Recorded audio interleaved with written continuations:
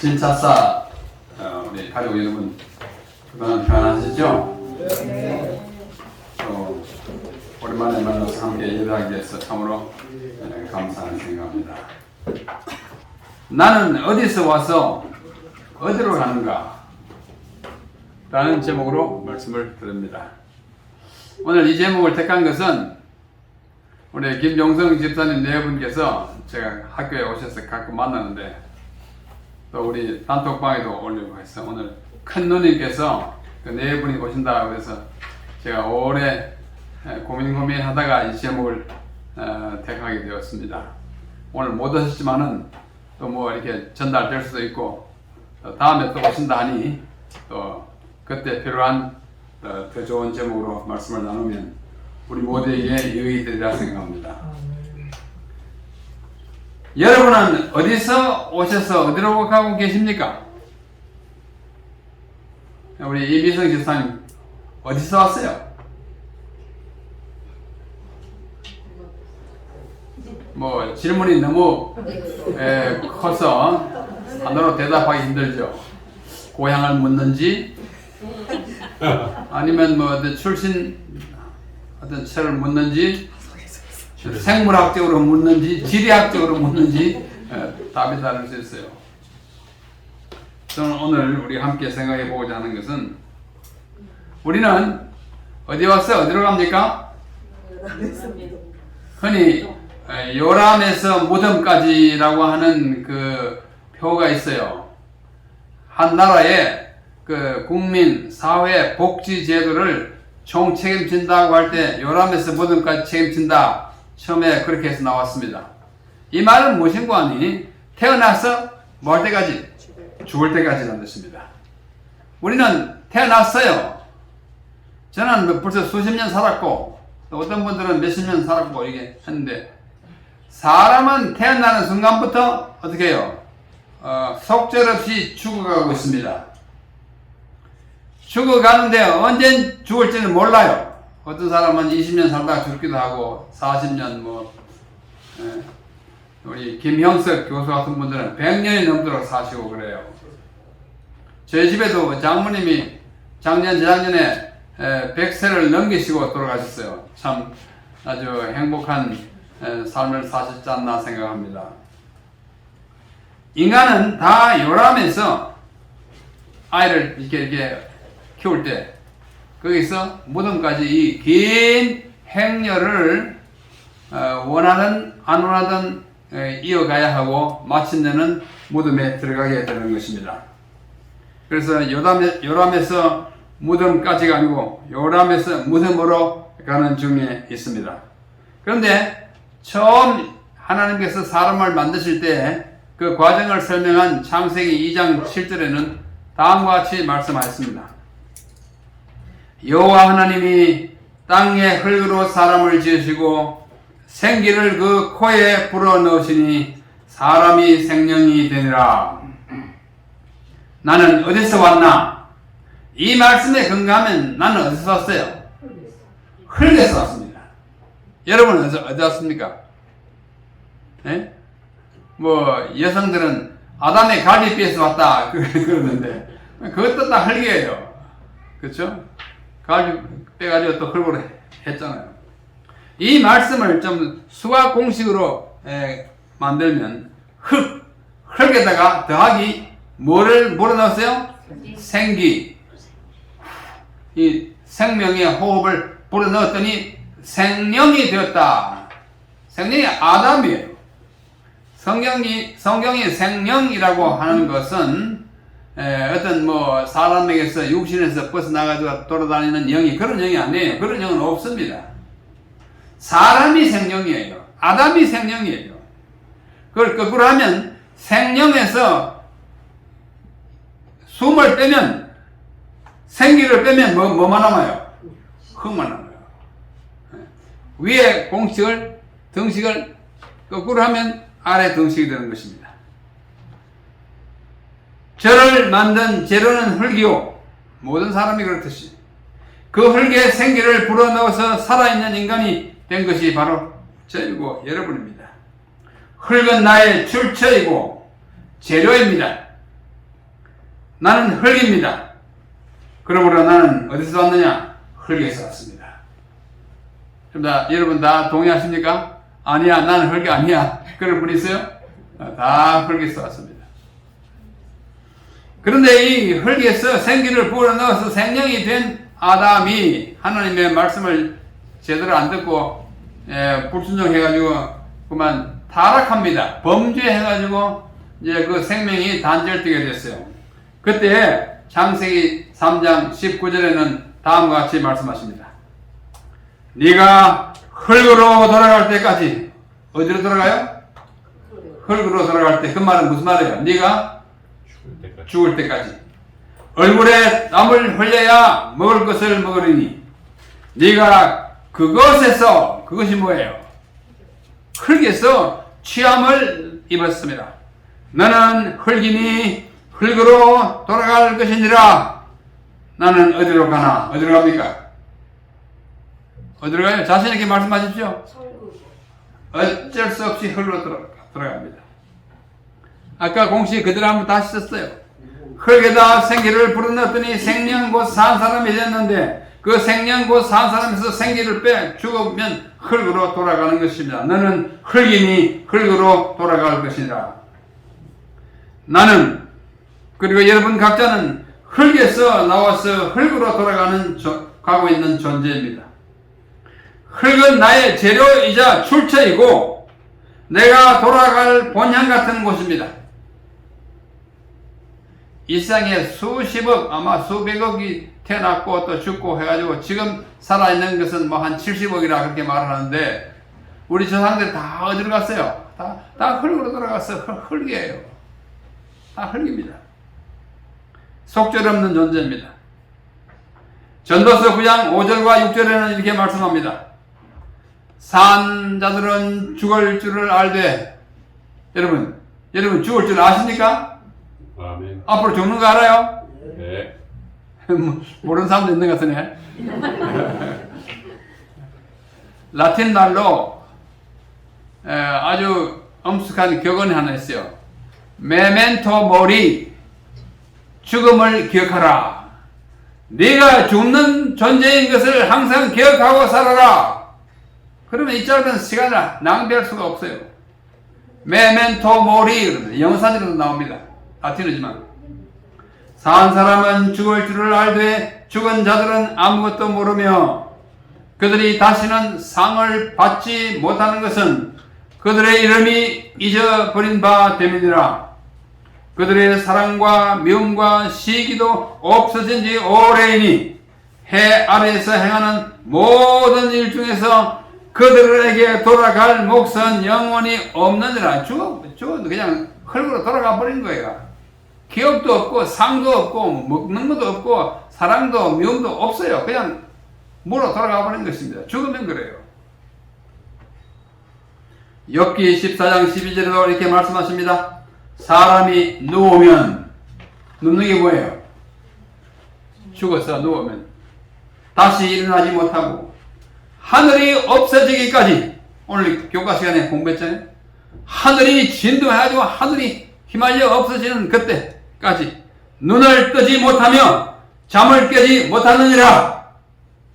하나님이 심판을 위해서 다시 깨울 때까지 우리는 일어나지도 못합니다. 없는 것처럼 돌아가는 것입니다. 한마디로 말하면 죽으면 무엇이 상태예요? 아무것도 모릅니다. 자손들이 와서 밥을 떠놓고 절을 해도 몰라요. 아무리 뭐 이름을 부르고 할아버지 아버지 해도 못 들어요. 심지어 찬송을 많이 불러드려도 죽은다 하면 못 들어요. 우리가 묘에 가서 보통 예배하잖아요. 못 들어요. 그런데도 왜 합니까?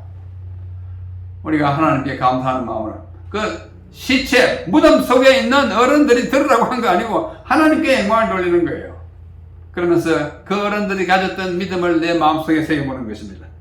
그들은 무의식 상태에 있는 것입니다. 시편 146편 4절에도 이렇게 말씀하십니다. 그의 호흡이 끊어지면 그가 누구예요? 모든 사람이에요. 흙으로 돌아가서 그날에 그의 생각이 어떻게 돼요? 소멸되는 거예요. 소멸이 없어지는 거잖아요. 지금 여러분들 다 고상한 생각을 많이 합니다. 계획도 많이 합니다. 또 하나님의 말씀 묵상도 많이 합니다. 그러나 흙으로 돌아가 버리면 그 모든 생각과 계획이 다 소멸 없어지는 것입니다. 그러면 나는 지금 어디로 가고 있나? 여러분 어디로 가고 있습니까? 흙으로 가고 있습니까? 여기 히브리서 9장 27절 28절에는 매우 엄숙한 말씀을 우리에게 주고 있습니다. 한 번 죽는 것은 사람에게 정해진 것이요. 참 비극이에요. 여러분 아직도 30대 40대에 있는 여러분들은 행복합니다. 제가 지금 70대 후반에 더 와 있으면 죽을 날이 별로 멀지 않습니다. 우리 집사람과 자주 이렇게 산책하다가 우리가 이렇게 같이 다닐 날이 몇 번이 남았냐 그러고 서로 웃습니다. 사실이 그래요. 몇 번 남았는지 몰라요. 예? 한 번 죽는 것은 사람에게 정하신 것이요. 그럼 어떻게 타는 거예요? 그 다음이 말씀이 참 엄숙합니다. 그 후에는 심판이 있으리니. 죽은 다음에 심판이 있구나. 오늘 주사심판도 공부했잖아요. 이와 같이 그리스도도 많은 사람의 죄를 담당하시고 단번에 들으신 바 되셨고 우리가 구원에 이르게 하기 위하여 죄와 상관없이 자기를 바라는 자들에게 두 번째 나타나시리라. 몇 번째? 두 번째. 성경에 예수님이 두 번째 나타난다고 하신 말씀은 유일한 히브리서 9장 28절 유일해요. 두 번째라는 말 다른 데 없습니다. 다시라는 것은 몇 번 했어요. 내가 다시 왔어. 그러나 이건 다시가 아니고 두 번째. 그래서 우리는 재림, 제자가 두 제자이고 다시 제자이기도 합니다만 두 번째 나타나셔서 뭐와 상관없이 죄와 상관없이 자기를 예수님을 바라는 자들에게 두 번째, 첫 번째는 2000년 전에 오셨고 두 번째 나타나셔가지고 심판하셔서 우리를 데려가는 것입니다. 여러분 우리 지금 다 어디로 나가고 있는 거니? 모든 사람은 심판대 앞으로 가고 있습니다. 어떻게 기뻐요? 두려워요? 기뻐요. 두려워요? 기뻐요. 기뻐요? 네. 너무 기뻐하지도 마시고 너무 두려워하지도 마세요. 네. 너무 두려워하면 아이고 예수님 나를 구원하실까 이러면 믿음이 없는 거예요. 또 구원 받았는데 그걸 너무 막 이렇게 떠버리는 것도 믿음에 문제가 있습니다. 그래서 바울은 뭐라 했어요? 두렵고 떨림으로 구원을 얻되 주께서 다시 오심으로 기뻐하라. 다시 말하노니 항상 기뻐하라. 이 두 가지를 동시에 말했어요. 그래서 여러분 기쁘십니까? 기뻐하세요. 두려우십니까? 두려워하세요. 두려움이 섞인 기쁨, 기쁨이 섞인 두려움이 하나님이 내 같은 죄인을 구원하시니 정말 기뻐요. 또 한편으로는 참 송구스럽고 또 내가 하나님 앞에 잘 행한 거 별로 없으니까 하지만은 하나님은 여러분이 그런 마음을 가진 분들을 다 구원하십니다. 그러므로 자신 있게 사시기를 바랍니다. 심판대 앞으로 나아가는데 그분이 우리를 막 너희 이런 거 했지 하고 이렇게 별로고 있는 분이 아니에요. 너 그래, 너 수고 많았다. 자, 나와 함께 주인의 즐거움에 참여하러 가자고. 우리 이끌어 가실 그분이 심판하는 심판대 앞으로 나아가심으로 기뻐하시기 바랍니다. 그러면 흙으로 우리가 돌아가는데 그 흙은 우리의 종착역인가? 성경은 이렇게 말씀합니다. 요한복음 예수님이 직접 말씀하십니다. 5장 28절 9절 이를 놀랍게 여기지 말라. 무덤 속에 있는 자가 다 그의 음성을 들을 때가 오나니 지금은 못 들어요. 죽어버리면 아무것도 못 들어요. 그러나 듣는 때가 앞으로 와요. 그런데 오면 어떻게 되냐? 선한 일을 행한 자는 생명의 부활로 악한 일을 행한 자는 심판의 부활로 나오리라. 심판대 앞에 다 나와요. 여러분 지금 선한 일 하고 있습니까? 우리 신집사님, 네. 선한 일 많이 하세요? 예수님을 믿는 믿음이 선한 일이라고 생각합니다. 너무 길게 답하지 마시고 최선을 다해서 선한 일 하고 계시잖아요. 네. 그럼 됐어요. 우리 예집사님 악한 일을 많이 하고 있습니까? 아니죠. 우리 장로님 선한 일 많이 해요? 악한 일 많이 해요? 노 코멘트 하겠습니다. 자, 본인들이 겸손하고 나를 이렇게 뽐낼 수가 없어가지고 조금 이렇게 말씀을 하셨는데, 여러분들이 여러분의 자녀를 생각해 보십시오. 자녀가 뭐 평상시에 부모한테 뭐 크게 잘하는 거 없잖아요. 그러나 앞에 얼쩡거리기만 봐도 기뻐요, 안 기뻐요? 아들이 군대에서 잘 마치고 오니까 기뻐요, 안 기뻐요? 굽니다. 하늘이 기쁜 거예요. 그와 같습니다. 우리 주님 앞에서 의도적으로 나쁜 일을 하지 않고 살아가고 때를 따라 남을 도와주고, 오늘 안식일 시간에 참 좋은 거 우리가 많이 구제 많이 하고, 돈 있을 때 조금씩 주고, 요즘 뭐예요? 우크라이나 좀 도와주고. 주님이 그들을 위해서 심판을 베푸는데 무슨 심판이에요? 생명의 부활로 우리를 심판대 이것입니다. 여러분 기뻐하시기 바랍니다. 그렇게 사시다가 생명의 부활로 일어나기를 간절히 바랍니다. 그 다음에 고린도전서에 바울이 말씀하십니다. 보라, 내가 너희에게 비밀을 말하노니 우리가 다 잠잘 것이 아니요. 이 잠잔다는 말은 영원히 잠만 자고 있을 것이 아니라는 뜻입니다. 마지막 나팔의 순식간에 호련히 다 변화되리니 나팔 소리가 나매 죽은 자들이 썩지 아니할 것으로 다시 살아나고 우리도 살아있다면 변화되리라. 그냥 이 육신 가지고는 안 돼요. 이 옷 입고는 하늘나라 못 갑니다. 변화돼야 돼요. 이 썩을 것이 반드시 썩지 아니할 것을 입겠고 이 죽을 것이 죽지 아니함을 입으리로다. 이것이 호련히 변화되는 경험을 말하는 것입니다. 자, 우리가 80세, 90세, 100세 돼가지고 참 살아있는 건 감사하지만 우리가 몸이 막 후패해가지고 다 참 형체가 참 민망스럽게 되잖아요. 괜찮아요. 호련히 변해가지고 참 어린 나이의 살과 같은 아름다운 살로 변화될 그때를 향하여 우리는 하루하루 살아가고 있는 것입니다. 그러므로 우리가 혹 죽는다 할지라도 그것은 우리가 흙으로 돌아간다 할지라도 그 흙은 우리의 최종 정거장이 아니에요. 종착이 아니에요. 또 일어나는, 그래서 지나가는 과정입니다. 여러분, 이분 아십니까? 네. 이분이 한 20일 전에 돌아가셨어요. 2월 26일에 돌아갔습니다.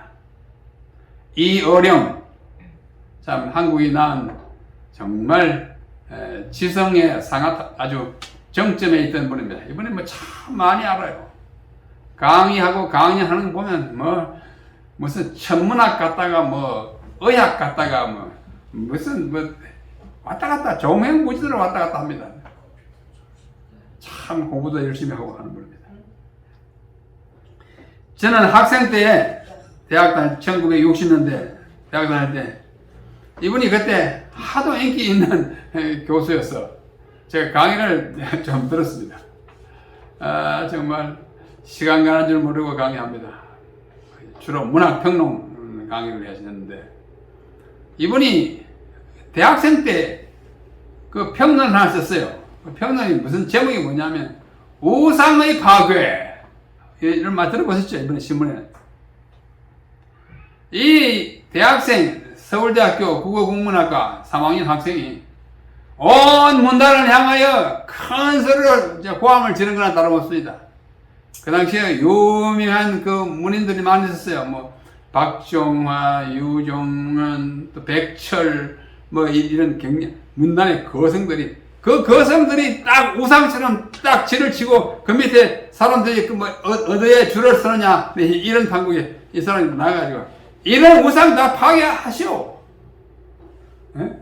이게 아주 문단에 큰 파문을 일으켰던 그 직후에 강의할 때 보면 정말로 아주 그때는 얼굴이 파리했어요. 아주 문약하고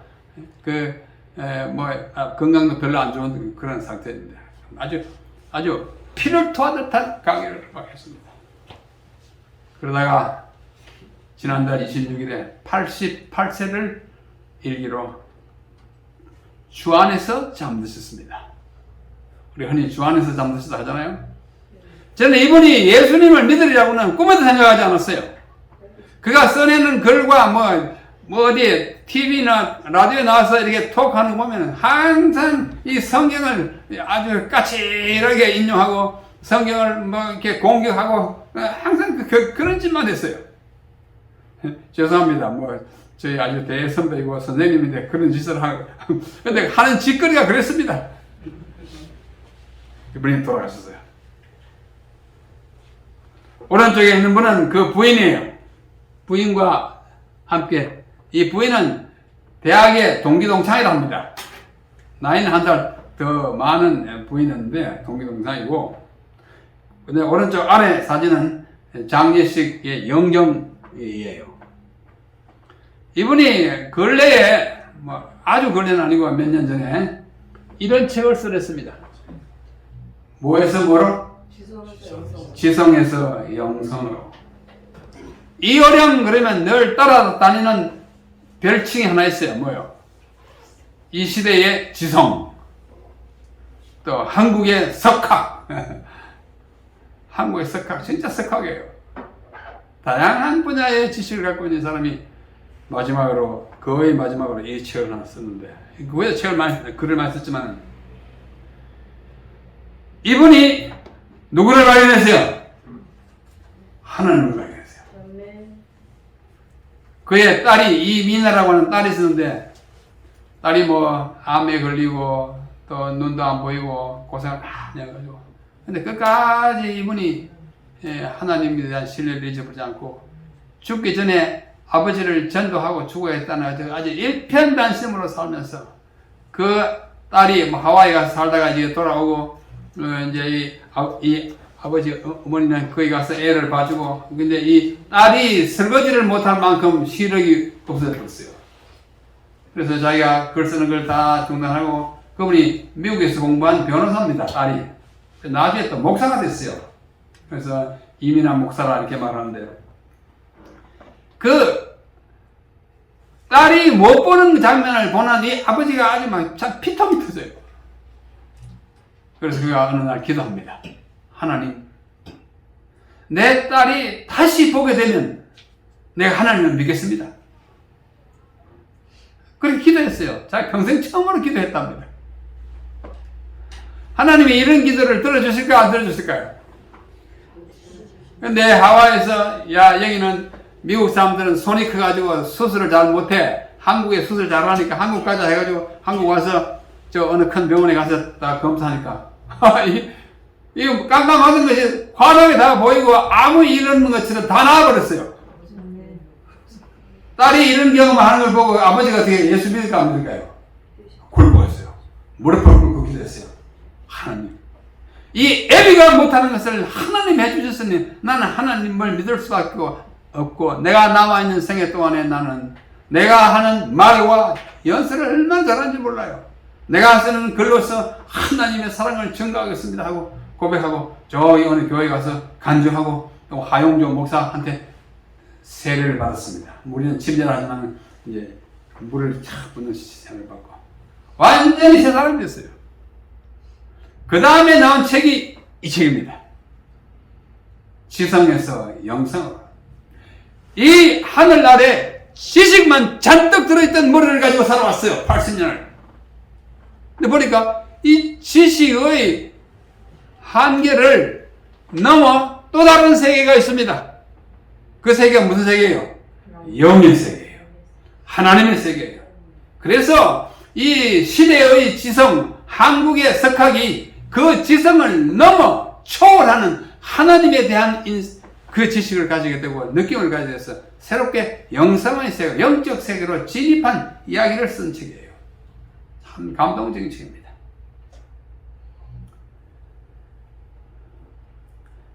세상적으로 부러울 것이 없고 편안하기만 한 사람은 하나님을 받아들이기가 쉽지 않습니다. 그래서 최고의 지성인 이어령 씨는 말하기를 절망해보지 않은 사람은 절대로 영성을 얻을 수 없다. 하나님을 발견한 다음에 한 말이에요. 그렇게 말했어요.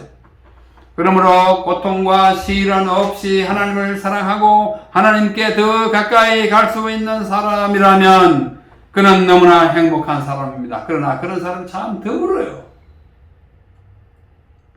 그는 이미 영성을 이제 얻었으니까 과거에 지성만 자랑하던 이어령보다는 훨씬 더 차원 높은 삶이요 더 행복한 경지에 이르간 것입니다.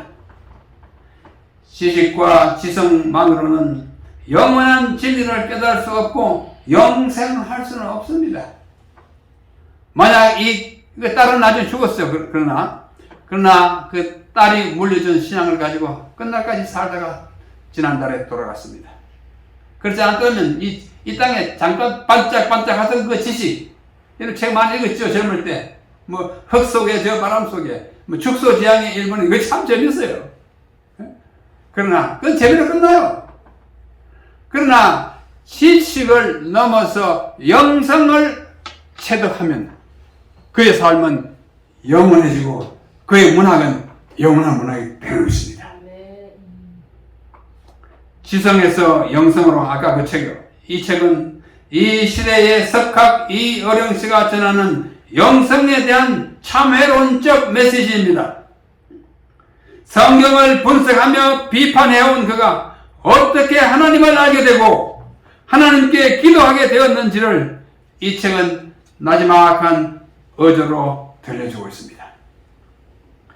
그리고 아버지인 그를 하나님께 인도한 딸 이미나 목사의 삶은 아버지보다 먼저 영성을 깨닫고 전한 하나님의 아리였음을 말해주고 있습니다.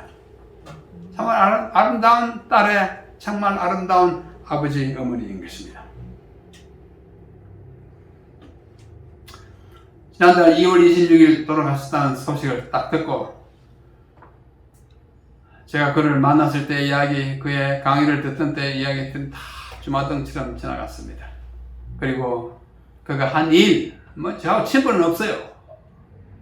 그러나 그건 공인으로서 문화부 장관도 했고 또 88 올림픽 그 거대한 계획을 어떻게 해요? 직접 추진하는 그 위원장이었어요. 그때 한 일들이 신문에 많이 났으니까 제가 그를 추모하는 마음으로 다음과 같은 시를 하나 썼습니다. 이어령님, 반세기 전 강의실에 번쩍이던 그 지성, 우상들을 파괴하고 우상이 된 청하여 다른 우상 다 파괴해놓고 이 사람이 우상이 됐어요. 많은 문인들의 흠모하는 대상이었습니다. 문약한 몸매를 뚫고 분출하던 그 열변, 강의 시간이 뜨거워요. 88년 올림픽 때 억만관중, 진짜 억만관중이 온 세계가 이렇게 중계하면서 보고 있는 억만관중 침묵시켜. 기억나죠? 다 조용히 했어요. 중계방송 하는 사람도 조용히. 그 넓은 잔디운동장에 아주 무거운 침묵이 내져 있을 때 정막이 된 우주의 한 모퉁이 한 점에서 나타난 굴렁쇠 소년, 온 세계가 놀랐지. 여러분 안 놀랐어요? 저는 그때 보고 참 놀랐어요. 와, 아이가 다 굴렁쇠가 줍니다. 그 장면이 바로 이 장면입니다. 온 세계가 제가 뭘 하나 그런 것입니다. 나가서 이제 한 바퀴 돌고는 굴렁쇠 들고 이렇게 손 들고 이 아이디어가 어디서 나왔냐? 이어령 머리에서 나왔어요. 이어령이 머리에 나왔어요.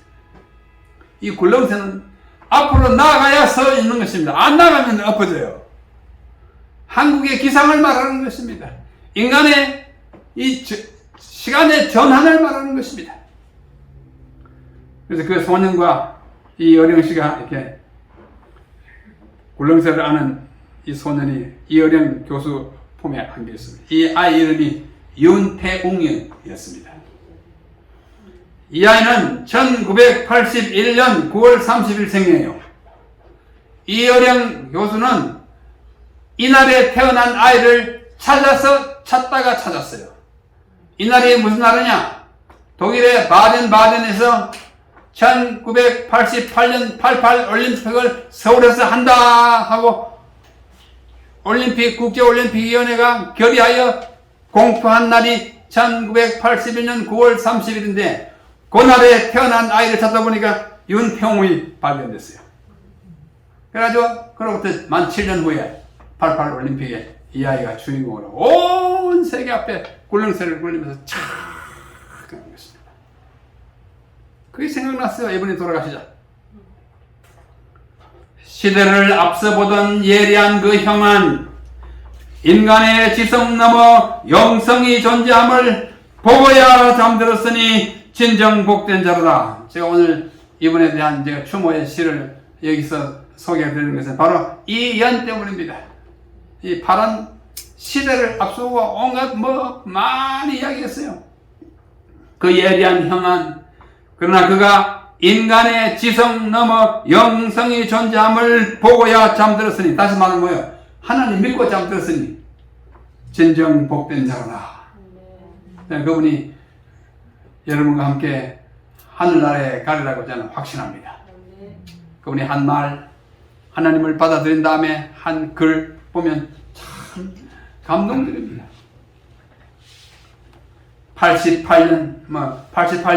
1988년에 올림픽이지만 이분이 산 횟수가 88년간이에요. 88년 긴 세월을 마감하고 누우신 님, 남기신 귀한 글들 다시 보러 펼 때마다 빛나는 섬광에 쌓인 님의 얼굴 배하리. 번쩍번쩍 지혜가 참 많았어요. 그러나 영성을 얻지 못하고 죽었다면 그냥 번쩍번쩍하고 말 뻔했어요. 그러나 이제 그의 영성은 오래도록 영원히 빛나는 광채가 되리라고 저는 생각하는 것입니다. 우리 사랑하는 진짜사 교회 여러분, 우리는 다 언젠가는 죽을 수밖에 없는 정말 허약한 존재이지만 우리 가운데 이 흙으로 이루어진 이 육신의 영성을 받아들이고 영적인 세계에 대한 안목이 있으면 우리의 삶도 이 어려운 삶 못지않게 영원히 빛나는 별이 되어 하늘나라에 가게 될 것입니다. 다른 길이 없습니다. 사랑하는 진짜사 교회 성도 여러분, 그리고 오늘 오실 것으로 기대한 그러나 사정에 있어서 못 오신 귀빈 여러분, 우리 모두는 조만간에 이 세상을 떠나서 흙으로 돌아갈 존재입니다. 여기에는 아무도 예외가 될 수 없고 어느 누구도 죽지 않을 수가 없습니다. 그러나 인간의 모든 일을 주관하시고 우리 각자를 창조하신 하나님께서 우리가 죽지 않는 방법과 죽더라도 다시 사는 길을 마련해 주셨던 것입니다. 예수님은 그의 친구 나사로가 죽었을 때 그를 다시 살려주시면서 다음과 같이 말씀하셨습니다. 요한복음 11장 25절로 27절입니다. 나사로야 나오너라 라고 말하기 직전에 하신 말씀이에요. 예수께서 이르시되 마르다 보고, 나사로의 그 누이 마리아 보고, 나는 부활이요 생명이니 나를 믿는 자는 죽어도 살겠고 무릇 살아서 나를 믿는 자는 영원히 죽지 아니하리니 이것을 네가 믿느냐? 마르다에게 물었어요. 마르다가 뭐라고 대답했어요? 주여 그러하오나 믿습니다. 주는 그리스도시요 세상에 오시는 하나님의 아들이신 줄 내가 믿나이다. 이 믿음이 어디서 나왔어요? 참 귀한 믿음입니다. 그래서 이 마르다도 앞으로 살 것이고 그의 오빠도 이제 좀 있으면 부활하잖아요. 우리의 생명은 우리의 믿음에 따라 있습니다. 믿음, 우리가 공로에 있는 게 아니에요. 하나님이 이 마르다 하는 말이 그리스도시요 세상에 오신 하나님 아들 믿습니다. 이것이 모두예요. 그 유명한 요한복음 3장 16절 밤에 찾아온 니고데모에게 한 말 가운데 뒷부분에 나오는 것이죠. 하나님이 세상을 이처럼 사랑하사 독생자를 주셨으니 이는 저를 믿는 자마다 뭐하지 않고 멸망치 않고 무엇을 영생을 얻게 하려 하심이라. 하나님이 그 아들을 세상에 보내신 것은 세상을 이게 심판을 말은 멸망, 저주하기 위한 것이 아니요 그로 말미암아 세상이 구원을 받게 하려 하심이라. 이 귀중한 말씀을 가슴에 품고 니고데모는 돌아갔어요. 그때 그 당시에 그가 국회의원이었잖아요. 예수님이 돌아갔을 때 이 믿음을 가지고 예수님의 시체를 갈무리하는 사람 가운데 하나였습니다. 데살로니가전서 4장 15절로 17절 우리가 다 같이 한번 읽으십시다. 보입니까? 예, 보이는 대로 시작. 우리가 주의 말씀으로 너희에게 이것을 말하노니 주께서 강림하실 때까지 우리 살아남아있는 자도 자는 자보다 결코 앞서지 못하리라. 주께서 오령과 천사장의 소리와 하나님의 나팔 소리로 친히 하늘로부터 강림하시리니 그리스도 안에서 죽은 자들이 먼저 일어나고 그 후에 우리 살아남은 자들도 그들과 함께 구름 속으로 끌어올려 공중에서 주를 영접하게 하시리니 그리하여 우리가 항상 주와 함께 있으리라. 여러분 이거 믿으십니까? 네, 믿으시기 바랍니다. 영원한 나라. 우리는 흙으로 돌아가지만 흙이 종착역이 아니에요. 궁극적인 종착역이 아니고 잠시 있다가 일어나서 영원한 나라로 가는 것입니다. 나는 어디서 와서 어디로 가고 있는가? 비록 흙에서 나왔지만 예수 그리스도를 구주로 믿는 그 믿음으로 말미암아 영원한 생명의 나라로 갈 것을 저는 믿고 있습니다. 그래서 하루하루의 삶이 아주 기쁩니다. 또 교회를 섬기고 백성들을 섬기고 가르치는 거 정말 행복합니다. 주님께서 이 일을 다 주관하시리라 믿습니다. 그러면 그 길은 어디에 있는가? 마지막 질문입니다. 어디에 있어요? 요한복음 14장 6절. 이게 누구한테 한 말이냐면 도마에게 한 말이에요. 도마. 예수께서 이러시되 내가 곧 길이요 진리요 생명이니 나로 말미암지 않고는 아버지께로 올 자가 없느니라. 아버지께는 천국 영원한 세상이에요. 우리 연 집사님, 연 장로님 오늘 뭐 타고 오셨어요? 네, 대중교통에 있습니다. 네? 대중교통. 걸어왔어요? 대중교통. 대중교통 뭐 타고 왔어요? 예. 버스 타고, 예. 지하철 타고. 우리 이 집사님 뭐 타고 왔어요? 수용차 타고. 수용차. 감 집사님 뭐 타고 왔어요? 저는 버스 타고 전철 타고. 전부 오늘 대답으로는 50점밖에 안 됩니다. 뭐 타고 오셨냐면 길 타고 왔어요. 길 없으면 뭐 지하철이고 승용차고 소용없어요. 길 타고 왔어요. 저도 오전에서 왔지만은 차 타고 오긴 했지만 진짜는 길 타고 왔어요. 길이 없으면 승용차가 무슨 필요가 있습니까? 아무 필요가 없습니다.